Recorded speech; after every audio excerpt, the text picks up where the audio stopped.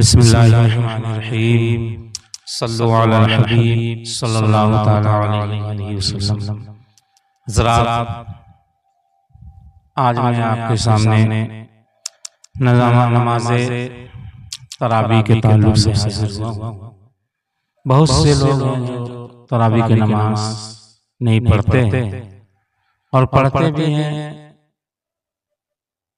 तो 20 रकात मुकम्मल नहीं करते हैं। इसलिए मैं हाजिर आया। तरावी वो 20 रकात सुन्नत मुक्कदा नमाज है जो रमजान शरीफ में पढ़ी जाती है। ईशा की फर्ज के बाद हर रात में तरावी का वक्त ईशा के फर्ज पढ़ने के बाद से लेकर सुबह सादिक के निकलने तक है। तरावी में जमात सुन्नत किफाया है कि अगर मस्जिद के सब लोगों ने छोड़ दी तो सब गुनहगार हुए, और अगर किसी एक ने घर में तन्हा पढ़ ली तो गुनहगार नहीं। मुस्तहब यह है कि तिहाई रात तक ताखीर करें और अगर आधी रात के बाद पढ़ें तो भी कराहत नहीं। तरावी जिस तरह मर्दों के लिए सुन्नत मुक्कदा है, इसी तरह औरतों के लिए भी सुन्नत मुक्कदा है, उसका छोड़ना जायज नहीं। तरावी की 20 रकातें 2-2 रकात करके 10 सलाम फेरे, इसमें हर 4 रकात पढ़ लेने के बाद इतनी देर तक आराम लेने के लिए बैठना मुस्तहब है जितनी देर में 4 रकातें पढ़ी हैं। इस आराम के लिए बैठने को तराविया कहते हैं। तरावी के खत्म पर 5वां तराविया भी मुस्तहब है। अगर लोगों पर 5वां तराविया गिरा हो तो न किया जाए। तराविया में इख्तियार है कि जब बैठा रहे या कुछ कलमा और तस्बीह, कुरान शरीफ, दरूद शरीफ पढ़ता रहे और तन्हा नफिल भी पढ़ सकता है, जमात से मकरूह है।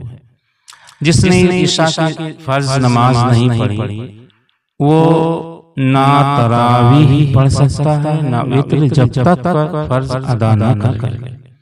जिसने ईशा की फर्ज नमाज तन्हा पढ़ी और तरावी जमात से तो वित्र तन्हा पढ़े।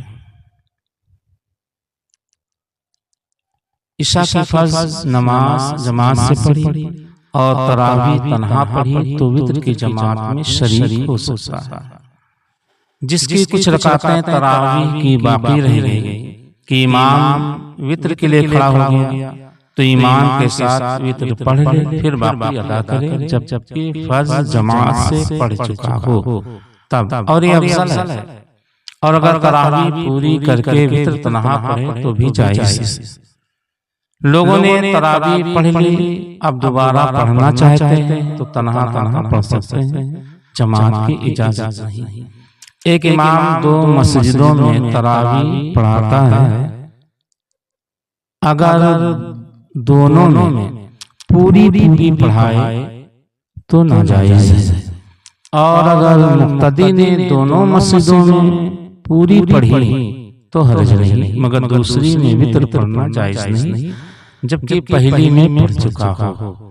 तरावी में मस्जिद में तरावी मस्जिद में जमात से पढ़ना अफजल है। अगर घर में जमात से पढ़ी तो जमात छोड़ने का गुनाह ना हुआ, मगर वो सवाब ना मिलेगा जो मस्जिद में पढ़ने का था।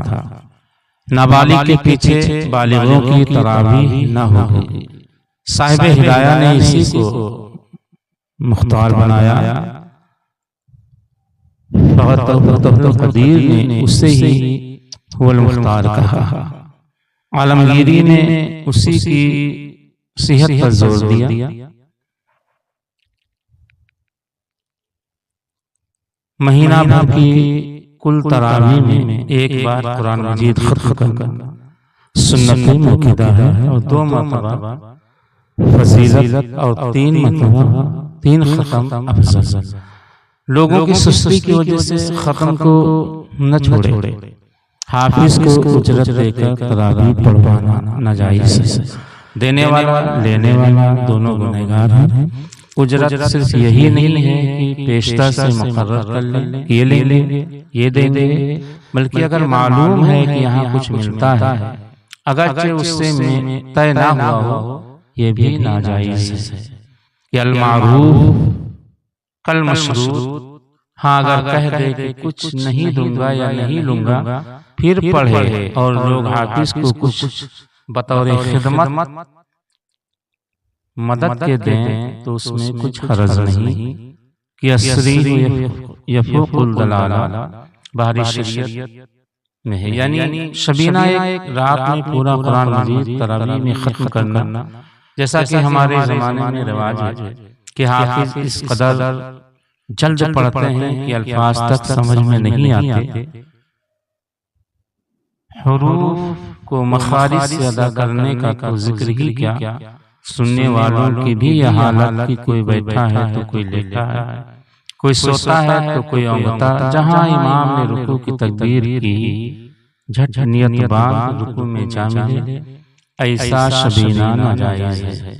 अगर हाफिज अपनी तेजी व रवानी की नाम आवरी के लिए ऐसा करे तो रिया का गुनाह अलग है। लिहाजा तरावी सुन्नत मुक्कदा है और नमाज है, इससे हमको सवाब मिलता है।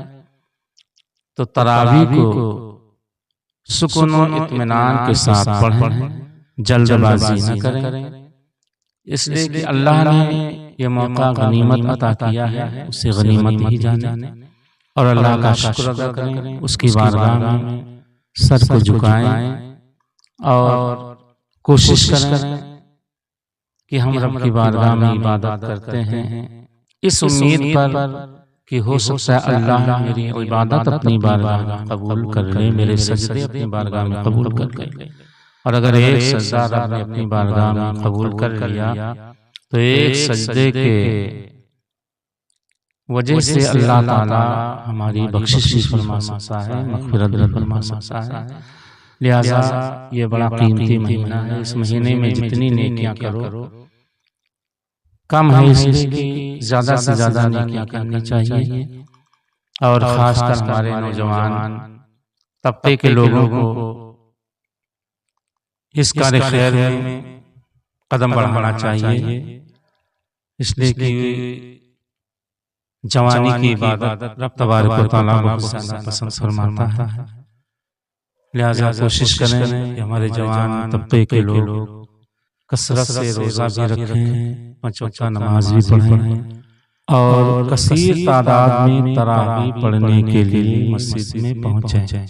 अल्लाह ताला हम और आप सबको अमले खैर करने की तौफीक अता फरमाए और इस माह मुबारक में कसरत के साथ नमाज, ज़िक्र व अस्कार करने की तौफीक अता फरमाए। अस्सलामु अलैकुम व रहमतुल्लाहि तआला व बरकातुहू।